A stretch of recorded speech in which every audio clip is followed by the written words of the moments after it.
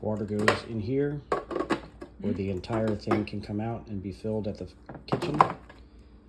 This, you put your coffee in here, filters. There are filters there. You adjust the amount once this is closed.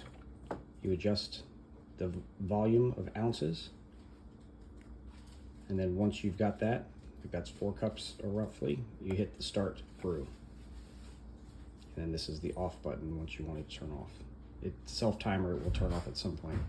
It is not a pause and serve, so you do have to wait for it to completely brew before you pour yourself a cup.